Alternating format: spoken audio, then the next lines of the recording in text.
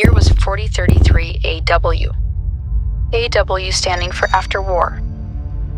Survival rate was minimal, but those who did still had to build a defense against the Supernoid.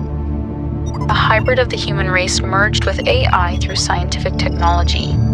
That was what began the war, or at least what pushed it over the edge. One side was pro-advanced humanity and whatever it took to make that happen, even if it meant eliminating the other half who stood against it. The other half would not stand for it, and so the controversy began. What the world didn't know was the Inkalanuk, a non-human species, was standing watch outside our atmosphere, giving us an opportunity of overcoming this challenge. But they saw we were incapable of doing so, thus causing them to end it all. The world was not prepared for such an attack. With just one hit from their advanced technology, the human race came to a halt. But the Supernoid survived the hit, and now they are on a mission to get revenge from the Inkalanuk. As for the minimal humans who found refuge before the war began like me, we have begun to prepare for the takeover. 3 worlds, 1 Earth, 1 war to be won.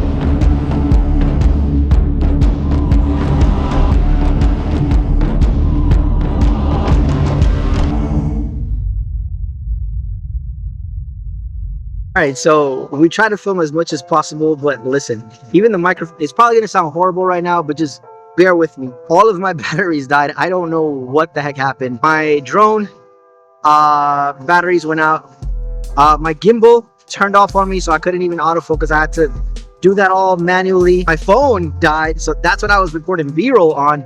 I don't know. I prepped everything so it was good, and it's still, these are just the things that we plan as much as we can, but we have to be able, as filmmakers, we have to be able to adapt to every situation. So we're gonna pack up, head back, and I'll catch you guys inside.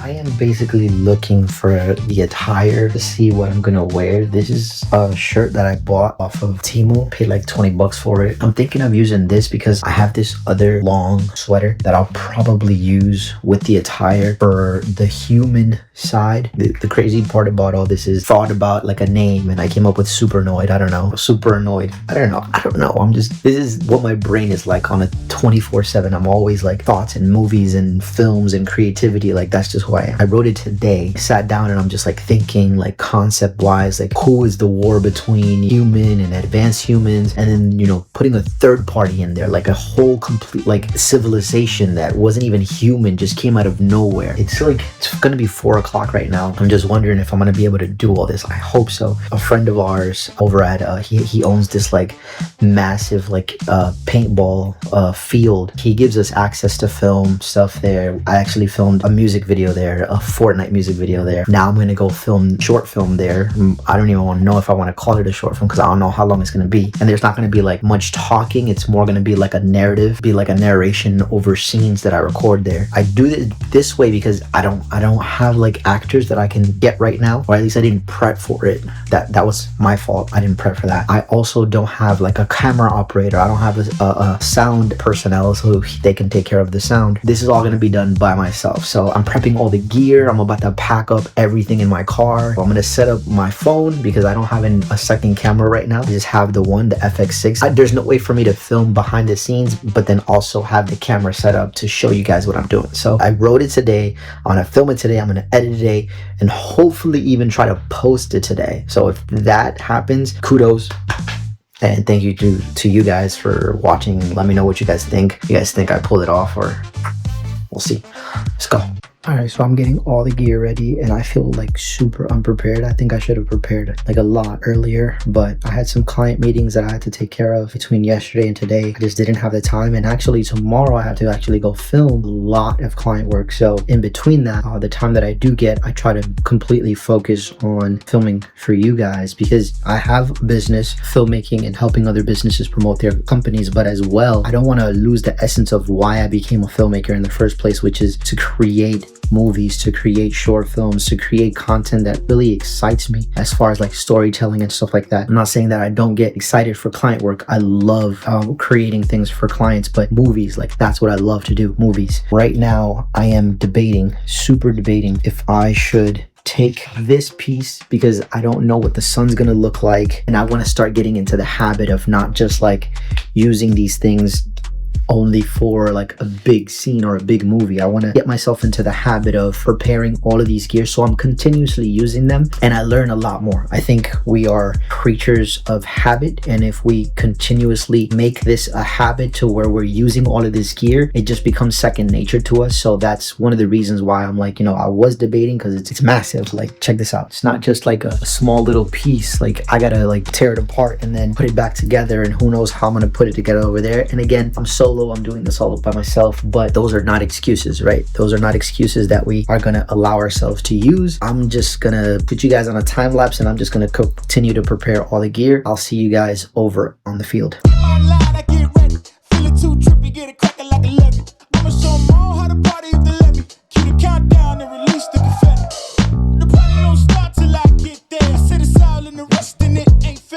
All right, so I know I said I was gonna take like all of those like diffusers and all that, but we are cutting it very, very short. So I'm just gonna take these two Godox RGB lights that can help out if I need any certain aspects that are lit, because I need to get this film done, and I don't have the luxury of taking all of the gear that I would have loved to take.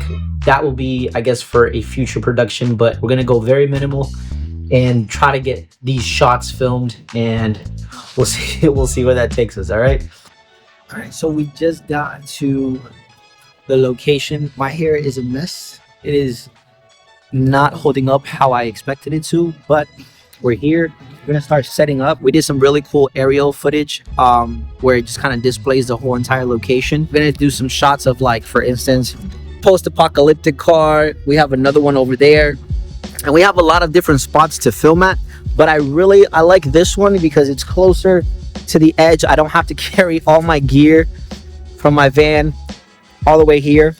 Get to filming.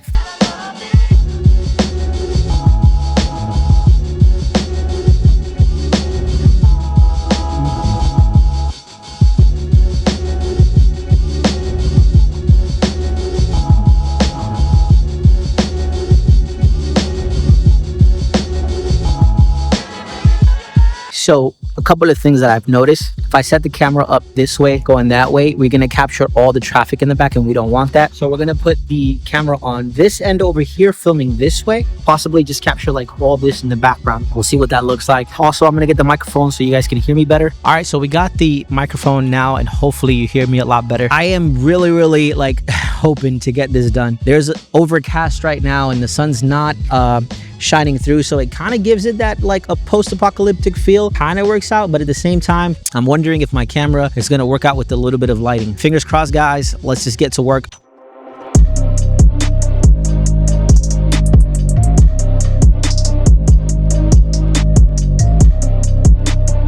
All right, so we have the camera right now pointing. I'm trying to find the best like way to set up the camera so it really captures the essence of what I'm trying to do, and that takes time. I didn't prepare prior to coming out here the scenes that I wanted to make, so this is gonna be an opportunity. Let me go ahead and bring you guys in here.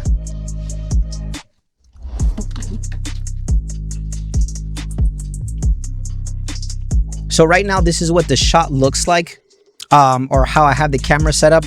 I don't necessarily have anything recorded yet, but what I did notice was that since I'm trying to expose for the inside of the, or basically for the outdoors, so that the outdoors doesn't look blown out, I'm exposing for the outdoors, so I might need some light in here that kind of imitates the light that's already here. So with that, I'm gonna have to use these Godox tube lights to basically light up my scene. Glad I charged these before. I've been charging these for a while.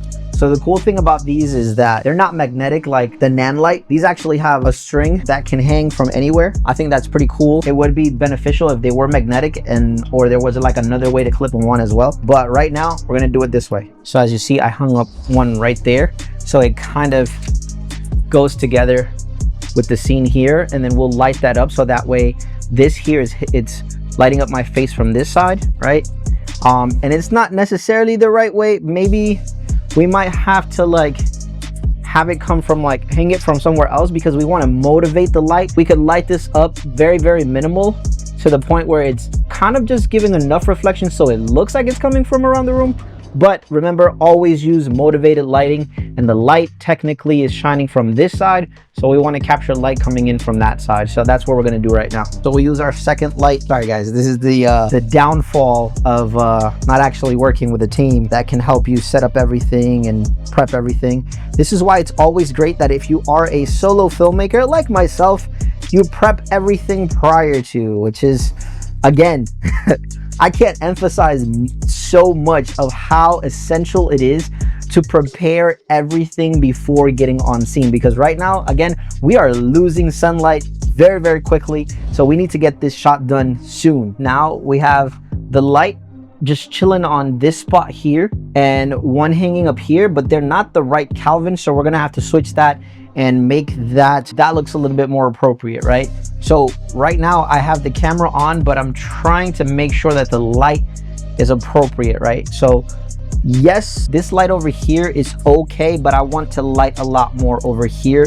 And these lights are 60s. They're not that powerful, that potent, or that strong. So we definitely have to work with what we have, right? So what this shot is telling me is we probably have to forget about exposing for outdoors and properly just make sure that the inside of this location is filmed correctly. All right, so we are having some major difficulties with the autofocus of the LiDAR working with the lens and the gimbal.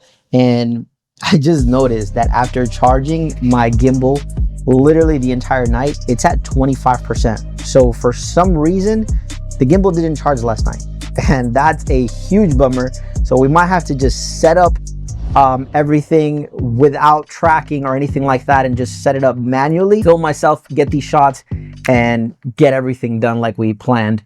All right, so I ended up setting up the lights like this. We got one light here, the camera's there.